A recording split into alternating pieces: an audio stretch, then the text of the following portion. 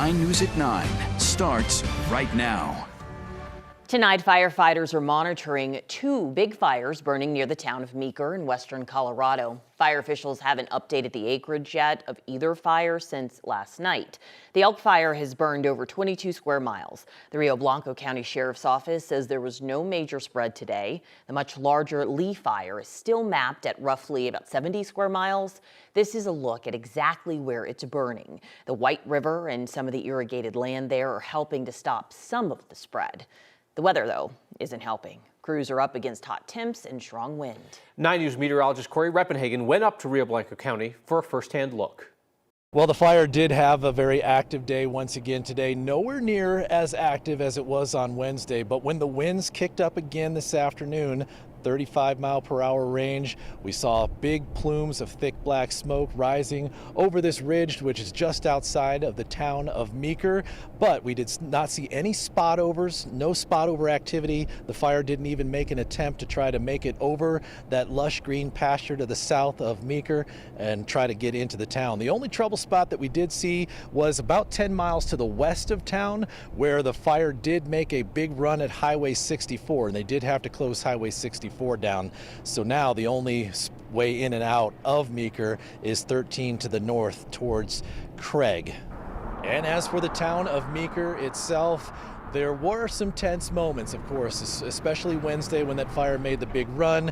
We had smoke filling the town all throughout the day. So obviously some tense moments for residents, but a lot of them do say they kind of saw this coming for about 8 months with the weather conditions. Dry, hot and dry. Yeah. You know, we had some rain and stuff early this spring, but we didn't have a winter. I don't think we got 8 inches of snow at any given time. Is that pretty unusual? Yeah. Generally we have, you know, several deep snows. And those hot, dry, windy conditions continue as we have a fire weather warning in place for the next couple of days going all the way through Saturday. So there may still yet be some more tense moments with the Lee Fire out here near Meeker. Reporting from Rio Blanco County, I'm meteorologist Corey Reppenhagen for the 9 News Weather Impact Team. So this is the second straight night that people in Meeker are ready to leave at a moment's notice. 9 News reporter Shalima Maharaj joins us now. Shalima, the town is on pre-evacuation status again tonight. That's right, and the big question is whether to stay or to go. And today I spoke with the Berry family. They debated coming here to Denver and ultimately decided it was safer to stay put. You don't think this will happen to you. Sean Berry is feeling especially helpless right now. He left Meeker last week for a business trip in Texas. We didn't even know the Elk Fire had started until I was leaving the house, and I called my wife. I was like, hey, there's a big old smoke column to the southeast of us. In their minds, it was still far enough away. Because you're not prepared for anything like that. You, honest to God. But in a matter of days, things changed drastically. There are now 3 wildfires burning nearby. Is it bad? Still, yes. They've closed Highway 64. Sean cut his trip short and flew back to Colorado on Thursday morning. His plan was to head back to Meeker. It's literally pointless at this point. Like I said, now the highway's shut down. His wife, LaRue, and their 9-year-old twin boys are still in Meeker. You know? Well, luckily for you, you have a wife who can handle things.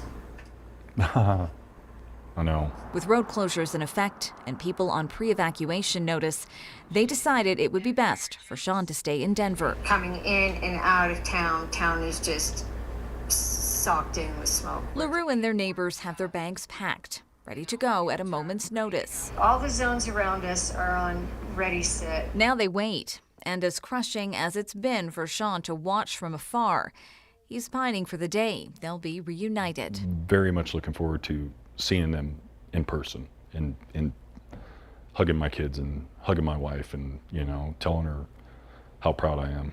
So.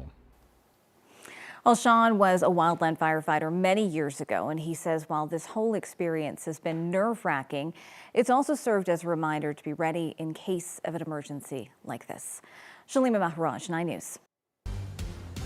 Bring in meteorologist Chris Bianchi now to talk about the conditions across the state as things have just been dry, right? Western Slope, you've been warning us for weeks, has been kind of a tinderbox, but a hot, dry week here on the Front Range too. Yeah, exactly, Kyle. It's been a bit of a longer range process for the Western Slope along the Front Range. It's certainly been a hot and dry week. We're not done with the heat yet across the eastern part of the state, including here in Akron. Just a few high clouds overhead right now. Mid-80s here at 9 News and at the airport. And if we keep that temperature above 74 degrees between now and the next 3 hours, this will be our warmest low temperature in over 144 years for us in Denver. High so far today, 99 degrees, tying a daily record. 99 in Denver, 102 Greeley, 100 in Sterling. So very hot out there today. Radar quiet right now. We do have an air quality alert until 9 a.m. tomorrow for that wildfire smoke across northern Colorado. So hot and dry through tomorrow. Fire danger through tomorrow as well, but then finally relief arrives really tomorrow night as a cold front moves through. I'll time it out for you in a few minutes. The person accused of trying to kidnap a child from an elementary school playground will not stand trial. Judge dismissed the case today after finding that Solomon Galligan is mentally incompetent. 9 News reporter Rhea Jaw joins us now outside Arapahoe County Court after attending that hearing. Yeah, so the judge ruled that basically Galligan's competence will not be restored now or ever in the foreseeable future. And today in court, you never really see both sides agreeing, but the prosecution and the defense both agreed that this dismissal was unfair. But the law, it's rare. Everybody walked out of that door saying the law needs to change. It was a courtroom where both sides agreed. The system is broken. We did not have a good faith way to fight it, given the severity of the mental health issues, given the finding after finding after finding. Solomon Galligan was charged with attempted kidnapping, accused of grabbing a child during recess at an Aurora elementary school in April of last year. 16 months later, Assistant DA Ryan Brackley knew how Thursday's court hearing would end. Under the operation of the law, the court had no choice but to dismiss this case. Case dismissed. Colorado law doesn't allow the prosecution of anyone who can't participate in their own defense. This was a very rare case where the medical health professional said they could not be restored to competency. It was a courtroom where no one won. Not the families like Dante White's whose kids were on the field that day. So this is something that's going to forever stick with them. Not Galligan either. It's the fourth time in under a decade that felony charges against Galligan have been dropped due to mental incompetency. From Ms. Galligan's perspective, she may be released out into the community without adequate resources, without an ability to provide those resources, and that's not a win to her or her family. Once a case is dismissed for mental incompetence, the criminal justice system can't do anything. Public safety is at risk because of our inability to mandate treatment when someone is found incompetent and a case is dismissed. Fixing the system, he says, failed them all, is exactly why Dante White showed up to this courtroom. Front right now, and I think that if we don't effectively push forward with change, it's going to get much, much worse. The judge ordered the maximum 3-month treatment allowed under Colorado law, and the defense attorneys hope that they are putting Galligan into a longer-term care facility afterwards. Now, last year I spoke with Galligan's family, and that's all they've ever wanted, is for Galligan to be in a long-term care facility with consistent mental health support, and it's something that Galligan has never received. Reporting live in Arapahoe County, Rhea Jaw, 9 News. We now know a beloved transgender hairstylist who was found dead in an alley in Lakewood, dropped from a second-story window. But investigators don't know if she fell, jumped, or was pushed.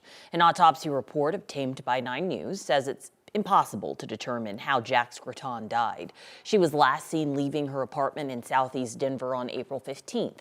Video from that night showed her walking with a man she knew. He told investigators he and another man went to an apartment with Graton. The man claimed Graton took drugs. He said he and the other man left and Graton was sleeping on a futon. He also mentioned that Graton had vomited at some point that night, so they propped her up on her side. The report says when they got back to the apartment, she was no longer there. The autopsy says because Jack's body had started decomposing, they could not do any testing to see if she actually had taken drugs that night. The coroner also couldn't say for certain if she died from the drop or had died beforehand. The Trump administration's purge of trans people from the military continues. The U.S. Air Force has decided to deny early retirement options for transgender service members with 15 to 18 years of service. Instead, they're just being separated without retirement benefits. This decision means that trans service members must choose between a lump sum separation payment or leaving the service without benefits. Spokesperson for the Air Force confirmed no exceptions to the policy were approved. All transgender members are being forced out by the Trump administration. A retired Aurora police detective is under investigation after dozens of boxes filled with case information were found in a crawl space in its home. APD says the investigation started in March. That's when a cold case detective discovered reports and information related to an open case from 1977 were missing. Police got in touch with a retired detective assigned to the original case. He brought a bag full of information to police headquarters. Well, that brought up a lot of questions. The retired detective allowed officers to search his home, and police found 30 additional boxes and totes full of reports, videotapes of interviews, and other documents related to major crime investigations. For whatever reason, I think this detective normalized this behavior and thought, it's just kind of like a trinket. It's not a big deal. I'm just going to take this and I'll put it here and I'm going to get back to it later. And I think it just accumulated over his 41 years of being within the department over that period of time on cases that he worked on. 2 district attorneys' offices are looking into this to determine if that former detective will face any charges. Collectively, they say he had evidence related to over 90 cases.